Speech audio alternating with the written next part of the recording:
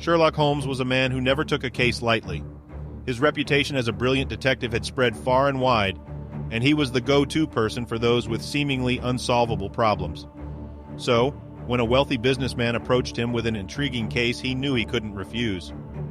The businessman, Mr. Charlesworth, owned a sprawling mansion in the outskirts of London. For the past few weeks, strange occurrences had been happening in the house.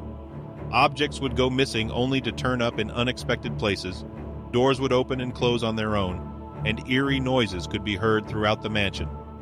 The family was getting increasingly scared, and Mr. Charlesworth needed Sherlock's help to solve the mystery. Sherlock arrived at the mansion and began his investigation. He interviewed each of the family members and staff, and quickly realized that everyone had something to hide. The family members were all fighting amongst themselves, and the staff seemed to be covering up something. Sherlock's curiosity was piqued when he found a hidden room in the mansion. It was a small room, tucked away behind a bookshelf in the library.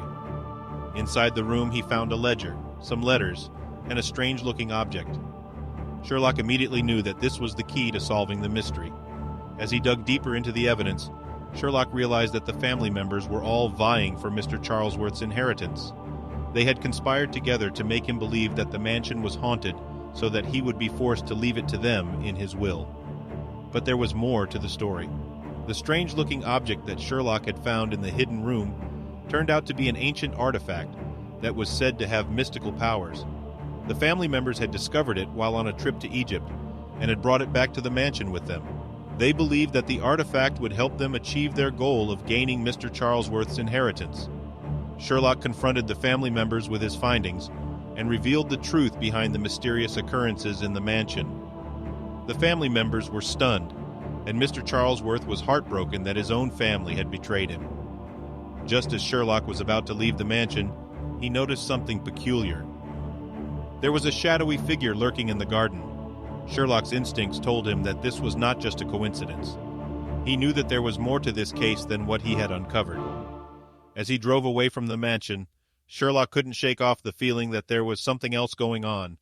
He knew that he had to continue his investigation and find out who was behind the shadowy figure in the garden. The story ends with Sherlock driving off into the night, determined to get to the bottom of the mysterious figure and uncover the true mastermind behind the conspiracy. Will Sherlock be able to solve the case and bring the true culprit to justice? Only time will tell.